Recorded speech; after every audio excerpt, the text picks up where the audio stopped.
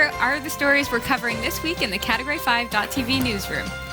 Thieves are using radio jammers to leave your car unlocked when you use the key fob to lock it. The evolution of the grocery store is coming from Amazon. From the creepy toy files, you might want to think twice about placing an IQ or Cayla smart toy under the tree this season. And are you a Dailymotion user? Change your passwords immediately. These stories are coming right up. Don't go anywhere. Jeff Weston, Yeah, man. you're building a brand new, beautiful website, What? aren't you? No. Am I? Oh, you're a terrible actor.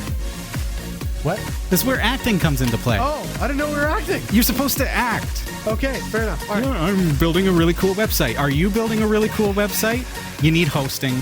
One of the things about a hosting account is you don't want to have limitations put on your website. It's true. How much hard drive space do you have? How many email accounts? How many domains can point to it? Well, we've got an amazing deal for you. For a very limited time, cat5.tv/dreamhost. For just $5 and a bit of change per month, you are going to get unlimited website hosting, unlimited email accounts on that hosting service. You are also going to receive a free domain name. Ooh. So your own .com Nice. to put that amazing website that you've been working on It's on true. there. If you want to build a WordPress site, fine. Sign up, cat5.tv/dreamhost. Just don't put Panama Papers on it. Just don't do it. But hey, it's a great deal, folks. Best deal you're going to find. $5 and change per month. Go to cat5.tv/dreamhost. I'm Sasha Dermatis, and here are the top stories for the week of December 7th, 2016. Police in England are warning that thieves are using radio jammers to steal items from cars parked at motorway service stations. The police said the transmitters could be used to interrupt signals from remote keys, preventing vehicles from being locked properly. The force said 14 recent thefts from vehicles with no obvious sign of a break-in had been reported. It advised motorists to check vehicles before leaving them unattended. Remote keys have a unique signal which is transmitted via radio waves from the fob to the car. Jammers overpower these signals from the owner's key and interfere with this communication. The devices can be used over a large area, in theory allowing thieves to cover an entire car park. Would-be thieves rely on drivers pressing the lock button on their fob and forgetting to double-check whether the vehicle is secured, leaving it open and allowing for easy entry. More modern vehicles, which use keyless entry, could also be vulnerable. This is an interesting point because everybody seems to rely on their key fobs now, and as long as they hear the beep, I just assume all is well. But really, if they're jamming it, you'd probably still hear the beep, right? I don't know if you would. I think it would just cut off the signal completely. But you're at a busy parking lot at a mall, and you've got the kids running around or whatever have you, right? Mm-hmm. I suppose they could get sophisticated enough that when it jams the signal, it could beep another horn or something like that, or something to throw you off. But See, and I know that a lot of vehicles, more so on the higher end, the ones that I can't afford, they've got the keys where when you get close enough, it automatically unlocks, and when you walk away, it automatically locks it. But it's like within a proximity of 5-10 feet or something. Okay. So it makes me wonder if this would prevent those from working as well. I suppose it depends on how that technology works. I'm not familiar with the inner workings of that. If it's looking, it sounds to me like that type of locking mechanism is looking for a signal. Right. So when you get too far for the signal to reach the car, it locks. So you would think in that case, if they jammed your signal, the door would lock. Right. Mm-hmm. So it would be the opposite effect. But what they're doing is actually basically blocking your car's ability to receive the locking code that is coming from the... Find a way to jam the jammers. Jam the jammers. It sounds like a hip-hop track from the 1980s. See, and I immediately go to Raspberry. Raspberry? Only one person uses Raspberry. Spaceballs. I've been jammed. Jam. Nice. Wait, Yeah. Space Jam. That's all I'm thinking. No, not Space Jam. Rick Moranis. Yeah, Spaceballs. Fantastic. Okay, totally unrelated, but completely The related. Spaceballs reference was unrelated. That's right. I was thinking more so about the key fob thing. Did you know that your head can be used to extend the signal of your remote for your car? This is where we realize that Jeff Weston is actually bonkers. No, it's true. It's true. My dad showed this to me because somebody showed it to him about 15 years ago, and he uses it all the time. So we were at a car lot looking for Stick a it car. in your nose and No, push the button? And he was trying to find the car that we were looking to get, and it wasn't working. So then I see him go like this, and then way on the other side of the lot, I hear the car's alarm go off, and then he turns it off, and I'm like, "What?" And he's like, "That was a little trick that was taught to me." So I looked it up. Apparently, your head works as some sort of like extension to the signal. So is that how we jam the jammers, is to hold it to our chin when we lock our cars? I don't know, maybe. A lot of crazy people walking around with fabulous people walking around. Wow. Amazon has revealed plans for a brick-and-mortar grocery store chain without a checkout process, where customers will instead pay for the goods they have selected via an app. The Just Walk Out shopping experience uses the same types of technologies found in self-driving cars. Customers will swipe into the store using the Go app. It will use computer vision, sensors, and deep learning algorithms to keep track of what customers are picking up off the shelves. Amazon has spent 4 years developing the shop. The shop will offer ready-to-eat breakfast, lunch, dinner, and snack options made fresh every day by on-site chefs or by local kitchens and bakeries. Grocery essentials such as bread and milk will also be on sale alongside Amazon meal kits with all the ingredients needed to make a meal for two in about 30 minutes. Once the shopper leaves the store, their Amazon account will be charged and receipt sent to them. The first shop is expected to open to the public in Seattle in the U.S. in early 2017. Questions, comments, thoughts, concerns? It's a dangerous precedent to set up a store where you just grab something off the shelf and walk out the door, because won't it eventually happen where that will become the norm, to the point where if I go into a craft shop or something, I might forget that, oh, I have to go to a cashier and walk out with something that I haven't paid for. That seems like a shaky defense, though. I don't know. Because you have to log in actively. See, Sort of. Yeah. I mean, yeah, I guess you do, eh? So it's more like a digital shopping without a cashier on Right. steroids kind of idea. but So- what happens? Not that the cashier is on steroids. Now, what will happen if I walk in? Say Dave and I go to one of these stores, which Yes. he wouldn't because he's like really anti-robot. But You know, I don't go to ATMs when I don't have to, and I don't go to robotic cashiers. And that's not because I'm anti-robot. It's because I support the People. employment of I support people. human. And so I don't. So just to interject that, you know, I go to the teller because I want to support the teller. and I go to the robot, even though I love people. I'm not an anti-person. I'm just pro-robot. 'Kay. However, if Dave and I walk into this Amazon shop, right, and Yeah. we're both walking around logged in, how will it be able to discern who gets charged for what when we're side by each? Yeah. It's just double dipping. Maybe So you need will to take two of Amazon- everything. Right, but yeah. You need to take two See, of but what everything. happens if you walk in and you don't have your phone, or you're not Oh, logged well, in? they assume that everyone has their phone at all times. You assume, but They it- assume, yes, absolutely. What if they your do. phone dies halfway through the process? What if? Yeah, you can't leave the store. But Oh my gosh! I hope you don't have a 5th gen iPhone.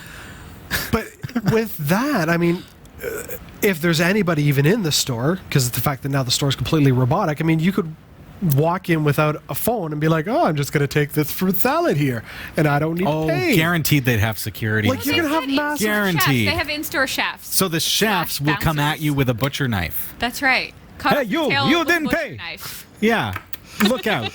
Chef's knives flying at you.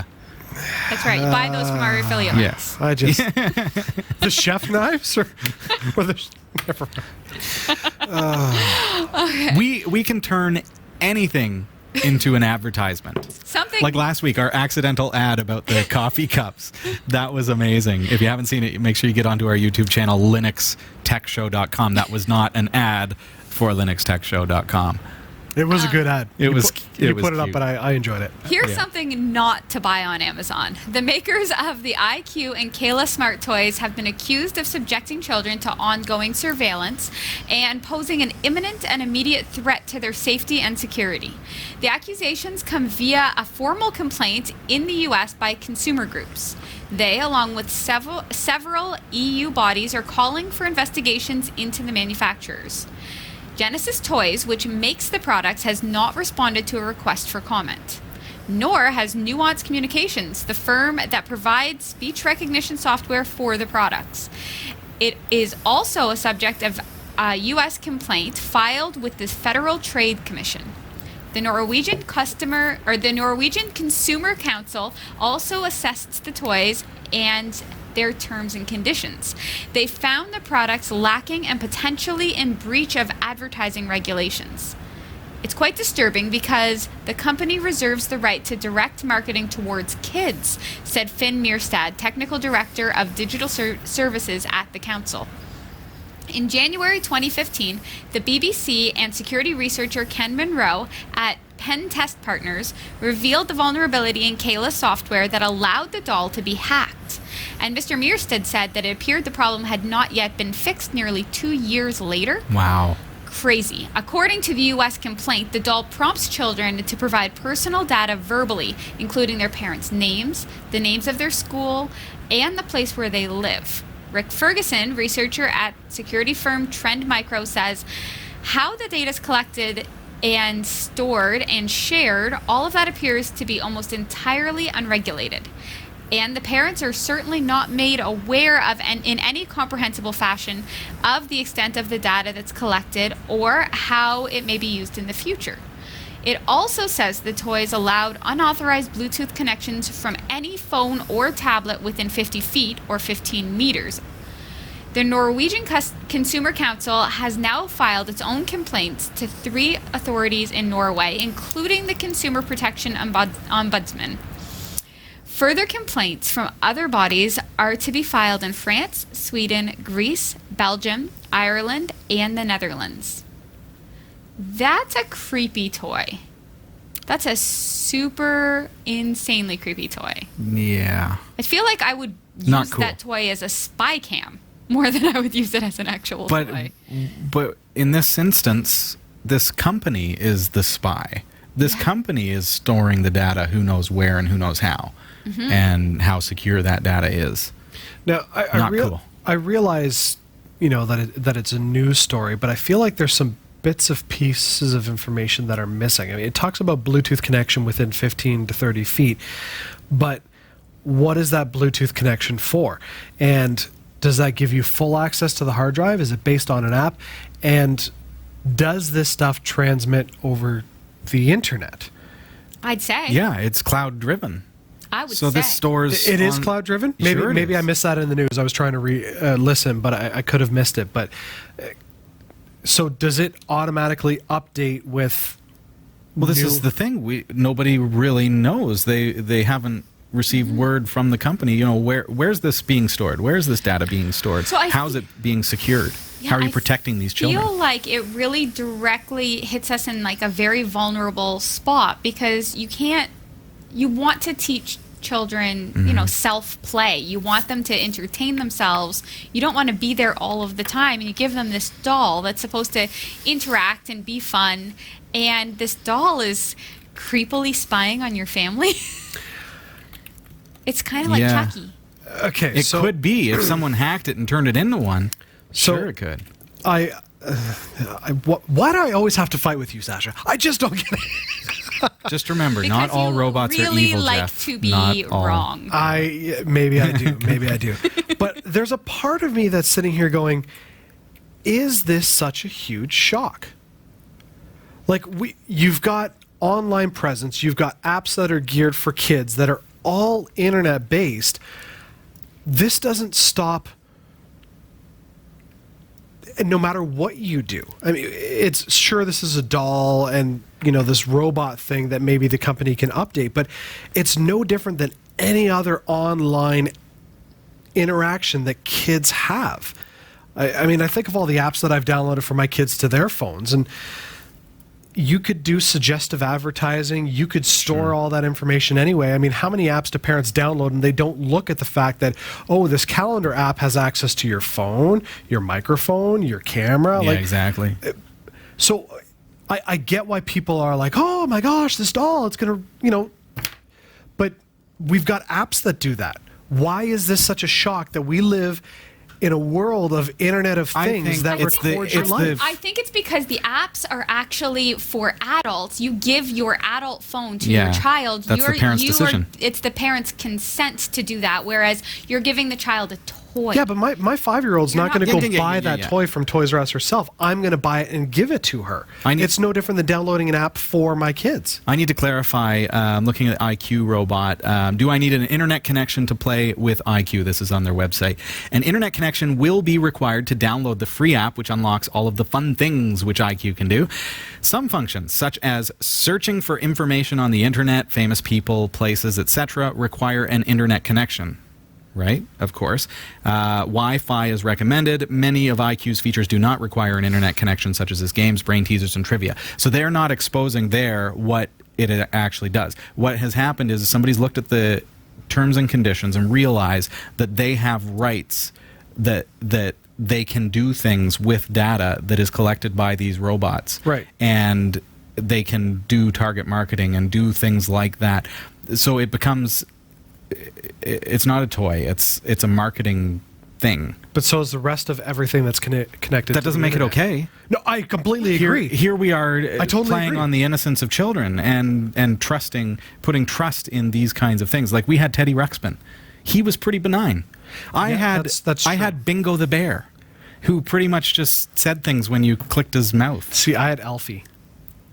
Where you put Alfie? you put the little cards in there and then you play the games. Oh, yes. Yeah. And there was Robbie the Robot. I do not recall Robbie the Robot. Classic. Jealous right now. I knew of these things. I wanted them. I had none. Sure, you could probably still get I had them. Speak and Spell and Speak and Math. Those are cool. Yeah. I really wanted one of those children-sized cars that you could actually drive, the electric cars. Right. And when they came out, I was 1 year older than the maximum age, and it still hurts me to this day. So we've got one that our kids ride, and I'd just like to point out I can get on that and drive it. Not recommended, but I can. This is when you need a selfie stick. No, Yeah. I don't need a selfie stick because I keep both hands on the wheel Really? when I drive a kid's car.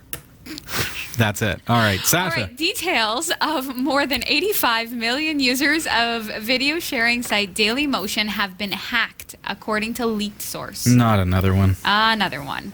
The breach detection company said that 85.2 million usernames and email addresses and 18 million scrambled passwords had been stolen on the 20th of October. But the passwords were protected with the bcrypt hashing algorithm, which should make it hard for hackers to access accounts.